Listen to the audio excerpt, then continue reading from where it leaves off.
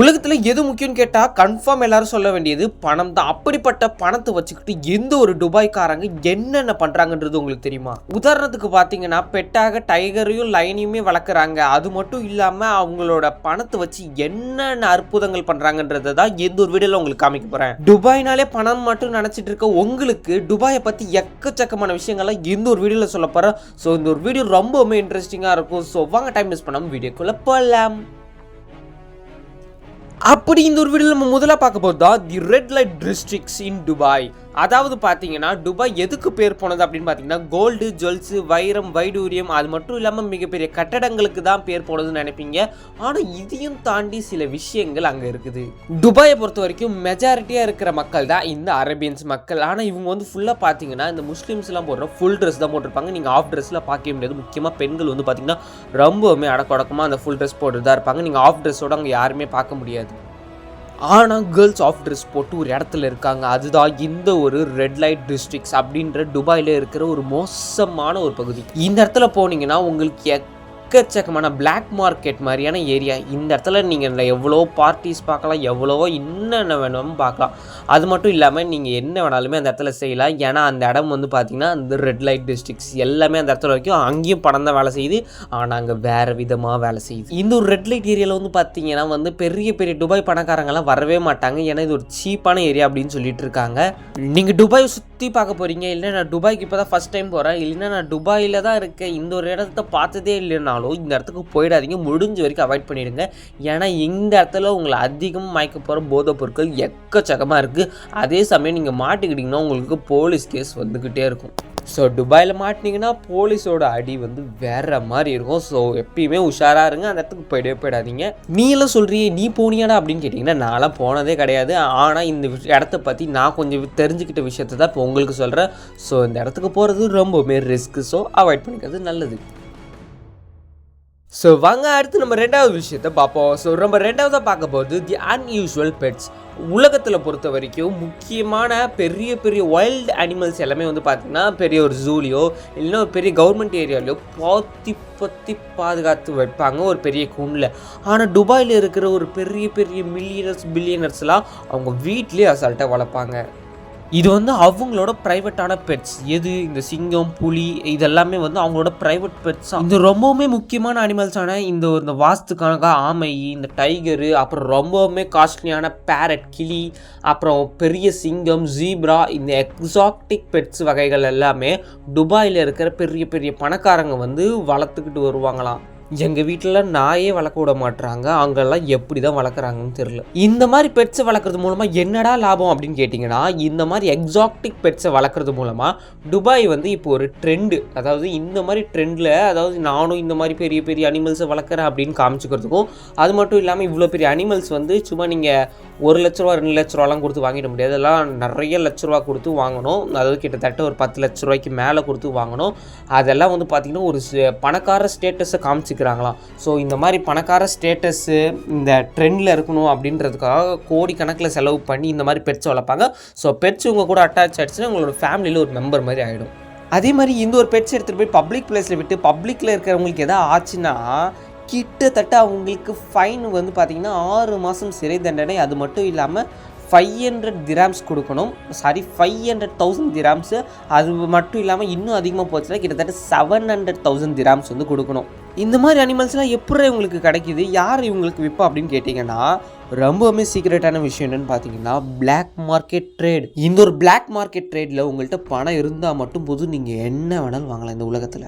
So என்னால் இவ்வளோ மட்டும் தான் சொல்ல முடியும். பிளாக் மார்க்கெட்டை பற்றி அதிகமாக பேசினா அது ரொம்பவுமே வேறு விஷயத்தில் போயிடும். ஸோ என்னோட டாபிக் வந்து பணம் இருந்தால் இவங்களால் வந்து இவ்வளோ பெரிய பெட்ஸ் வாங்க முடியும் அப்படின்னு சொல்கிறது தான். இந்த பெட்டு வளர்க்குறது வந்து லீகலாக இல்லீகலா அப்படின்னு கேட்டிங்கன்னா துபாயை பொறுத்த வரைக்கும் லீகல், ஆனால் இல்லீகல். இன்னொரு வீடியோவில் அடுத்து நம்ம 3ஆவதாக பார்க்க போகிற விஷயம் பார்த்தா தி 3 பில்டிங் ஹோம்ஸ். 2021 பார்த்தீங்கன்னா துபாய் வந்து ஒரு பெரிய ரெக்கார்டை கிரியேட் பண்ணிட்டு இருக்காங்க. அது என்னன்னு பார்த்தீங்கன்னா இந்த ஒரு பில்டிங் முழுக்க வந்து பார்த்தீங்கன்னா ஒரு பெரிய பில்டிங். அது மட்டும் இல்லாமல் முழுக்க 3D பிரிண்டரால் வச்சு கட்டப்பட்ட ஒரு பெரிய பில்டிங். இந்த ஒரு பில்டிங் பேர் தான் தி துபாய் முனிசிபாலிட்டி. இந்த ஒரு பில்டிங்கோட ஹைட் வந்து பார்த்தீங்கன்னா 9.5 மீட்டர்ஸ். அது மட்டும் இல்லாமல் இதோட ஸ்கொயர் ஃபீட் வந்து பார்த்தீங்கன்னா 640 ஸ்கொயர் மீட்டர்ஸ். 2017 கட்டப்பட்ட இந்த ஒரு பில்டிங் 2021 தான் முடிக்கப்பட்டிருக்கு. முடிஞ்ச வரைக்கும் 2017 ஸ்டார்ட் பண்ண இவங்க எப்போ பார்த்தீங்கன்னா 3 ஆண்களை வச்சு, அதுவும் 3D பிரிண்டரை வச்சு ஈஸியாகவே இந்த ஒரு பில்டிங்கை கட்டப்பட்டிருக்கு. அதுவும் அந்த 3D பிரிண்டர் எல்லாமே ஒரு பெரிய ஒரு கிரேன் மூலமாக கொண்டு வரப்பட்டு அந்த டைரக்ட் சைட்லேயே வந்து பார்த்திங்கன்னா கட்டப்பட்டு இருக்குது.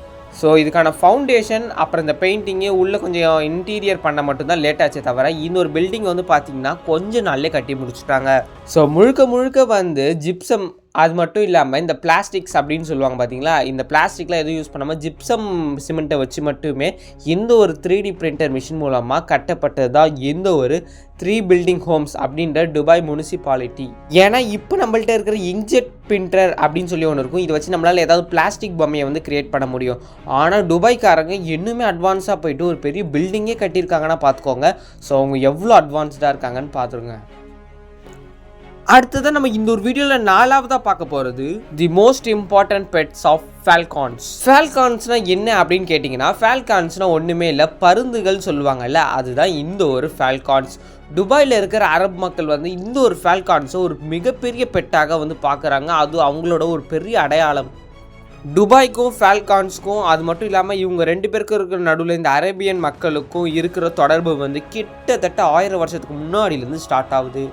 ஃபால்கான்ஸை வந்து பார்த்தீங்கன்னா ஒரு லக்ஸுரியான ஒரு பெரிய ஒரு பொருளாகவும், அது மட்டும் இல்லாமல் இவங்களோட கிளாசிக்காகவும் இதை பார்க்குறாங்க முடிஞ்ச வரைக்கும். அதாவது இவங்களோட ஒரு அடையாளம். நம்மள்ட்ட எப்படி ஒரு BMW கார் இருக்கோ அதே மாதிரி இந்த ஃபால்கான்ஸை வச்சு அவங்களோட ஒரு அடையாளத்தை க்ரியேட் பண்ணுறாங்க. அப்போது அவங்கள்ட்ட இருக்கிற கார்லாம் அப்படின்னு கேட்டிங்கன்னா, கார்லாம் இன்னுமே பிரம்மாண்டமாக இருக்கும். ஸோ அவங்களோட இந்த பறவைகள்லாம் பார்த்திங்கன்னா பயங்கரமாக இருக்கும். ஒரு காலத்தில் துபாய் வந்து பார்த்திங்கன்னா ஒரு மீன் பிடிக்கிற ஒரு இடமா தான் இருந்தது. அப்போது அரபு வந்து பார்த்து இந்த ஃபால்கான்ஸை வந்து பார்த்திங்கன்னா சில வேட்டையாடுறதுக்காகவே யூஸ் பண்ணிக்கிட்டு இருந்தாங்க. அதுக்கப்புறம் நிறைய ட்ரைனிங் கொடுத்து சில பல விஷயங்களை வந்து செய்கிறாங்க. ஸோ அப்போலேருந்து தான் ஸ்டார்ட் ஆச்சு இந்த ஒரு ஃபால்கான்ஸ்க்கும் அரபுக்கும் இருக்கிறது ஒரு தொடர்பு. அது மட்டும் இல்லாமல் இன்னொரு ஃபால்கான்ஸ்லாம் நீங்கள் போயிட்டு இப்போ துபாயில் வாங்குறீங்கன்னு வச்சுக்கோங்களேன், 1 மில்லியன் திராம்ஸ் அளவு வரைக்கும் இருக்குமா. நம்ம இந்தியாவில் என்னென்னா ஏதாவது காட்டுக்குள்ளே பறந்துக்கிட்டு இருக்கும். ஆனால் நீங்கள் துபாயில் போய்ட்டு இந்த ஃபால்கான்ஸு எல்லாம் பார்த்தீங்கன்னா கிட்டத்தட்ட $1 மில்லியன் அளவு, அதாவது 1 மில்லியன் திராம்ஸ் அளவுக்கு வந்து விற்கப்பட்டுக்கிட்டு இருக்கான். இதுக்கு பின்னாடி என்னென்னமோ சொல்கிறாங்க. எப்படின்னா இந்த மாரி படத்தில் அந்த புறாக்களை வச்சு வந்து போட்டியெல்லாம் விடுவாங்களே, அதே மாதிரி இந்த ஃபால்கான்ஸை வச்சு சில போட்டிகள்லாம் இருக்கிற மாதிரி சில இதெல்லாம் சொல்கிறாங்க. அது துபாய் மக்களுக்கு அதிகமாக தெரிஞ்சிருக்கும். எனக்கு அவ்வளோவா தெரியல, எனக்கு தெரிஞ்ச இன்ஃபர்மேஷன் இவ்வளோ தான். ஸோ துபாயில் வந்து பார்த்திங்கன்னா சிங்கம் புலி பெட்டு தான், ஆனால் அதோட கொஞ்சம் ரொம்பவுமே இம்பார்ட்டன்டானது தான் இந்த ஒரு பருந்துகள். ஆனால் அதுவே இந்த பருந்துகள் ஏதாவது போட்டியில் தோத்துட்டா அதே விருந்துகளாக மாறிடுமோ, சும்மா சொன்னால் எனக்கு தெரியல.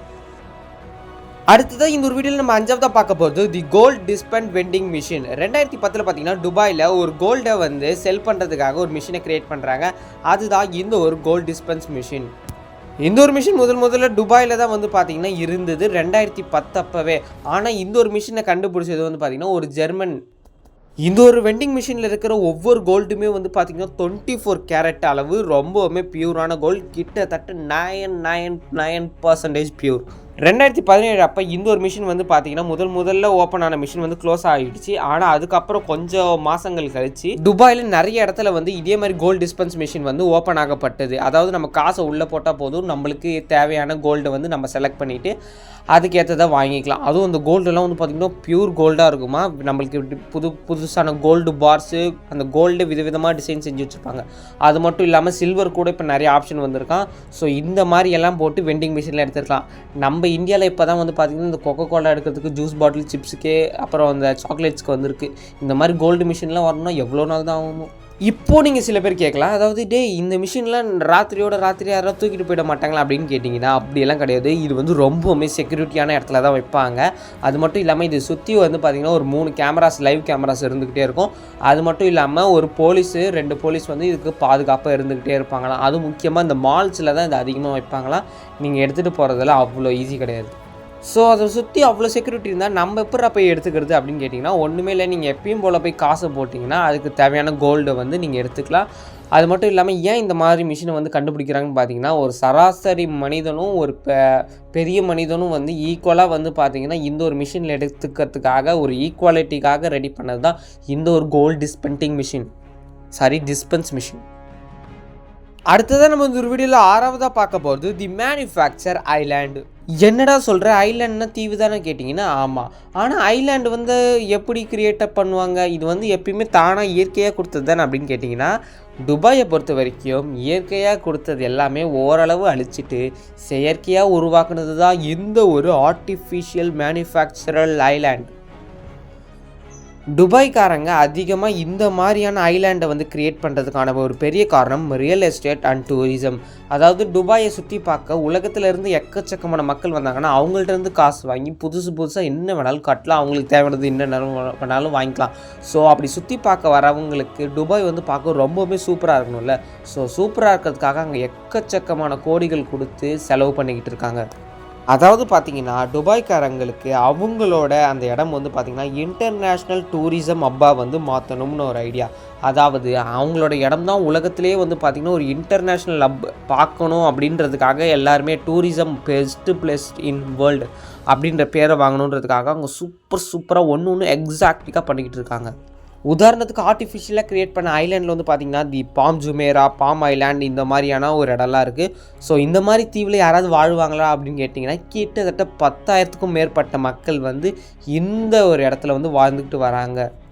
நம்ம லைட்டாக தண்ணி தேங்கியிருக்கே அது மேலே ஒரு மூட்டை மண்ணை கொட்டணுனாலே 500 ரூபா வாங்குவாங்க. அவங்க ஒரு பெரிய கடல் மேலேயே மண்ணை கூட்டி அதுக்கு மேலே பில்டிங்ஸை கட்டியிருக்காங்கன்னா எக்கச்சக்க பில்லியன் மணி அளவு செலவாயிருக்கும் பார்த்துக்கோங்க. ஸோ வாங்க அடுத்த விஷயத்த பார்ப்போம். துபாயில் உள்ள இன்னொரு இன்ட்ரெஸ்டிங்கான விஷயம் என்னென்னு பார்த்தீங்கன்னா ஒரு புகாட்டி கார். இந்த காரில் யார் வச்சுருக்காங்கன்னு பார்த்தீங்கன்னா துபாய் நாட்டில் உள்ள போலீஸுங்க தாங்க. அங்கே உள்ள போலீஸுங்க ஒன்று சாதாரண ஜீப் அம்பாசிடர் கார் மாதிரிலாம் வச்சுருக்க மாட்டாங்க. அங்கே இருக்கிற எல்லாருமே ஒரு தரமான கார் தான் வச்சுருப்பாங்க. ஒன்று பேர் சும்மா அற்புதமாக இருக்கும். புகாட்டி, ஃபெராரி இது எல்லாத்துமே போலீஸுக்கு தாங்க. அது மட்டும் இல்லாமல் இவங்களோட எல்லா காருமே ஸ்போர்ட்ஸ் கார் மாதிரி இருக்கும். அதுலேயும் இவங்க இப்போ வச்சுருக்க ஜெனஸ் GV80 அப்படின்ற ஒரு கார் வந்து கிட்டத்தட்ட 3 litre turbo charged VA8 engine கொண்ட காராக. இது இவங்க லேட்டஸ்ட்டாக யூஸ் பண்ணுற ஒரு காரோட மாடல். 2021 டொயோட்டா சூப்ரா அப்படின்ற ஒரு கார் யூஸ் பண்ணியிருக்காங்க. அந்த ஒரு கார் கிட்டத்தட்ட 100 கிலோமீட்டரை கிட்டத்தட்ட 4.1 செகண்ட்லேயே கடந்துருமா. இதில் கிட்டத்தட்ட 16 ஹார்ஸ் பவர் இது இருக்குது. இப்போ நான் ஒன்றும் காரோட அட்வர்டைஸ்மெண்ட்லாம் பண்ணலிங்க. போலீஸுக்கு இவ்வளோ பெரிய காரை அந்த நாட்டு கவர்மெண்ட் துபாய் கவர்மெண்ட் வந்து கொடுத்துருக்காங்கன்றதை தான் சொல்கிறேன். படத்தில் வர மாதிரி சேசிங்கு, ரன்னிங்கு, ஃபைட்டிங்லாம் இருந்ததுன்னா போலீஸ் இந்த காரில் போய் டக்குன்னு திருடனை பிடிச்சிடலாம். இந்த கார் எல்லாமே இந்தியன் போலீஸ்க்கு கொடுத்தாங்கன்னா எப்படி இருக்கும்?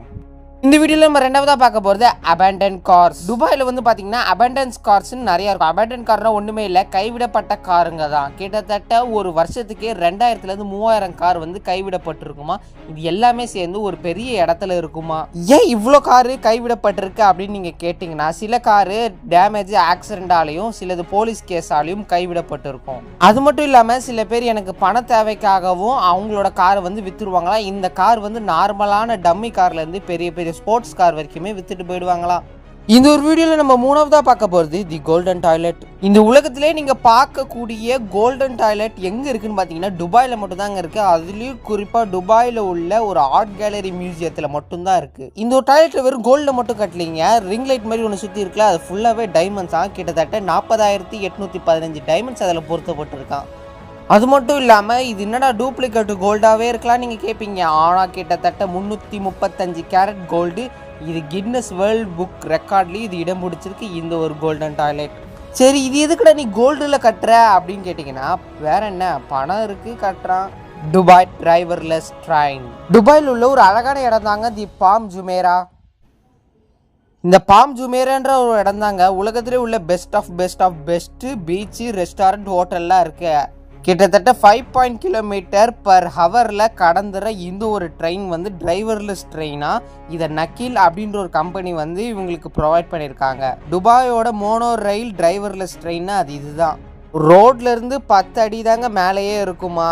நீங்கள் அந்த பாம் ஜுமேராவை சுற்றி பார்க்கணுன்னா இந்த ஒரு ட்ரெயினில் ஏறி போனால் போதும், அந்த இடத்தையே நீங்கள் அழகாக சுற்றி பார்த்துடலாம் கிட்டத்தட்ட 10 நிமிஷத்தில். இந்த பாம் ஜுமேராவோட எல்லா இடமும் ரொம்ப சூப்பராக இருக்கும். அதுலேயும் தி பாம் கேட்வேன்ற இடம் பார்க்க பயங்கரமாக இருக்கும். தி பாம் கேட்வே ட்ராவலருக்குள்ளே நீங்கள் வந்தீங்கன்னா போதும், கிட்டத்தட்ட 1600 பார்க்கிங் ஸ்பாட் இருக்குது. அதுலேயும் முக்கியமாக நீங்கள் சாப்பிட்றதுக்கான ரொம்பவும் டேஸ்ட்டான ஃபுட்ஸ் எல்லாம் கிடைக்கிற ஒரு இடம் இருக்குது. அது மட்டும் இல்லாமல் உலகத்திலே பெருசாக உள்ள லார்ஜஸ்ட் ஃபவுண்டெயின்ஸ் அப்படின்ற நீரில் அந்த அழகாக அப்படியே ஃபவுண்டெயின் மாதிரி இருக்கும் இல்லைங்க, அந்த ஒரு இடம் துபாயில் தாங்க இருக்குது. அதுலேயும் துபாயில் முக்கியமாக இந்த ஒரு இடத்துல தான் இருக்குது.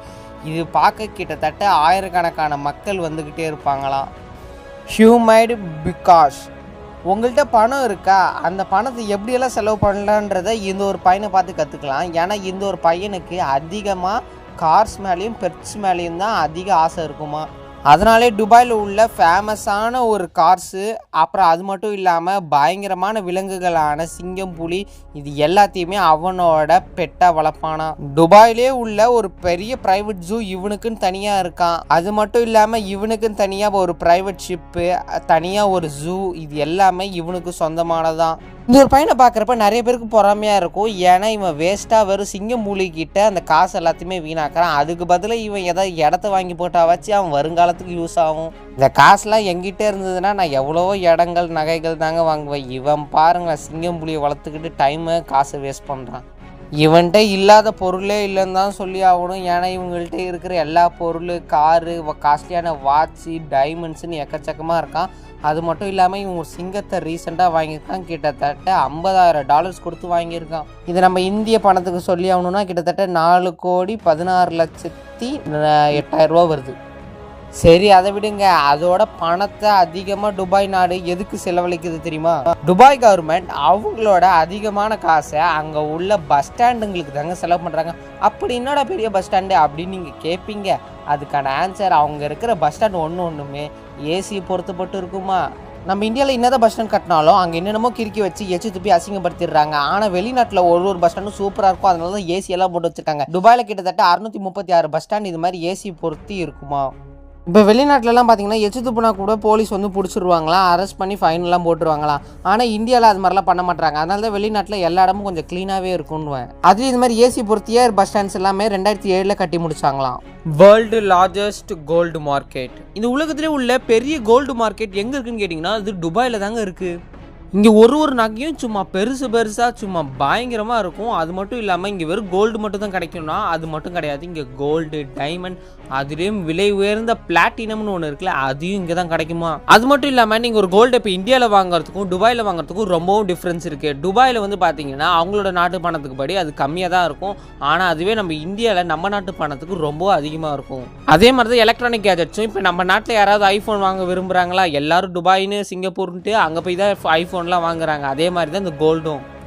டெட்லியஸ்ட் டென்னிஸ் கோர்ட், இந்த உலகத்திலே உள்ள வேர்ல்டு டெட்லியஸ்ட் டென்னிஸ் கோர்ட் எங்கே இருக்குன்னு கேட்டிங்கன்னா துபாயில் தாங்க இருக்குது. அதுலேயும் துபாயில் உள்ள இந்த புஜ் அரப் ஹோட்டலில் தான் இருக்குது. கிட்டத்தட்ட 321 மீட்டர் வந்து நீட்டாக இருக்குமா. அது மட்டும் இல்லாமல் பெஸ்ட் டூரிஸ்ட் ஸ்பாட்டு இந்த வேர்ல்டுன்ற ஒரு இடத்தையும் பேரையும் இந்த புஜ் அரப் ஹோட்டல் பிடிச்சிருக்கு. டாம் ரைட் 1999 தான் இந்த ஒரு புஜ் அரப் ஹோட்டல் கட்டப்பட்டு இருக்கு. அதுலேயும் அங்கே இருக்கிற கண்ணாடி கிளாஸ் எல்லாம் PTFE அப்படின்ற ஒரு ஃபைபர் கிளாஸ் எல்லாம் கட்டப்பட்டு இருக்குது. அதுலேயும் மேலே டாப் ஆஃப் தி ஹோட்டலில் வந்து பார்த்தீங்கன்னா ஒரு பெரிய டென்னிஸ் கோர்ட் இருக்குது. இதுதான் இந்த ஹோட்டலே ரொம்ப பயங்கரமான விஷயம். இன்னதான் இவங்க ஹோட்டலில் 1999 கட்டினாலும் 2005 தான் இங்கே இருக்கிற பெரிய டென்னிஸ் கோர்ட்டை கட்டியிருக்காங்க.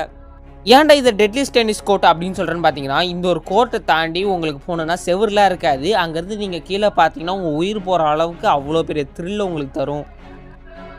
இன்டோர் டென்னிஸ் கோர்ட் பார்த்துருப்பீங்க, இதுதான் அவுட்டோர். அதுலேயும் மாடியில் இருக்கிற ஒரு டென்னிஸ் கோர்ட்டு. இங்கேருந்து நீங்கள் கீழே பார்த்தீங்கன்னா சதுரடிவீங்க. துபாய் பிரின்ஸ், இந்த துபாய் பிரின்ஸ் கிட்டத்தட்ட 15 மில்லியனுக்கு மேலே ஃபாலோவர்ஸ் இருக்காங்களா இன்ஸ்டாகிராமில். அது மட்டும் இல்லாமல் இவர்கிட்ட இருக்கிற ஒவ்வொரு காருமே ரொம்ப விலை உயர்ந்த காரு. அது மட்டும் இல்லாமல் இவர்கிட்ட ஸ்போர்ட்ஸ் கார்லாம் இருக்குது. துபாய் பிரின்ஸ்ன்னு சொன்னாலே சும்மா பேர் அதிர்ற மாதிரி ஒவ்வொரு விஷயத்தையும் தரமாக பண்ணுவார். 2008 தான் இவருக்கு வந்து அந்த பிரின்ஸுன்ற ஒரு பெரிய ஒரு பட்டம் கிடச்சிருக்கு. அதுலேயும் இந்த பெஸ்ட் பிரின்ஸ் UAI அப்படின்ற ஒரு பட்டத்தையும் இவங்க கொடுத்துருக்காங்க. ஆனால் 2008 தான் பார்த்தீங்கன்னா க்ரௌன் பிரின்ஸ் அப்படின்ற ஒரு பெரிய ஒரு பட்டத்தையும் இவருக்கு கொடுத்துருக்காங்க.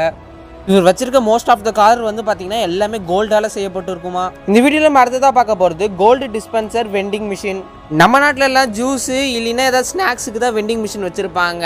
ஆனால் துபாயில் மட்டும்தான் இந்த கோல்டு டிஸ்பென்ஸ் பண்ணுறதுக்கு வெண்டிங் மிஷின் வச்சுருப்பாங்க. உங்கள்கிட்ட இப்போ காசு நிறைய இருக்குது, அந்த காசை வச்சு நீங்கள் ஒரு கோல்டு வாங்கணும், ஆனால் எனக்கு கடைக்கெல்லாம் போய் வாங்கக்கூடாதுன்னா நீங்கள் இது மாதிரி ஒரு வெண்டிங் மிஷினை பார்த்துட்டு உங்கள் காசை மட்டும் போட்டால் போதும். அதுக்கேற்ற மாதிரி கோல்டு வகை வகையாக ரகரகமாக இருக்கும். இந்த மாதிரி ஒரு வெண்டிங் மிஷின்ஸு கிட்டத்தட்ட 50 இருக்குது ஆல் ரவுண்ட் ஆஃப் துபாயில். இதில் இருக்கிற நீங்கள் ஒவ்வொரு கோல்டுமே சாதாரணமாக நினச்சிட வேணாம். அதுவும் துபாய் கோல்டுனா ரொம்ப வேல்யூபிள், குவாலிட்டி மற்றும் பியூரிட்டி அதிகமாக இருக்குமா. ஓகே வியூவர்ஸ், இன்னைக்கான வீடியோ முடிஞ்சிச்சு. இந்த வீடியோவில் உங்களுக்கு பிடிச்ச விஷயத்தை மறக்காம கமெண்ட்ல சொல்லுங்கள். இந்த வீடியோ பிடிச்சா லைக் பண்ணி ஷேர் பண்ணி மறக்காம நம்ம சேனலை சப்ஸ்கிரைப் பண்ணுங்கள். இன்னொரு சூப்பரான வீடியோ பார்க்கலாம். Tata bye bye, see you.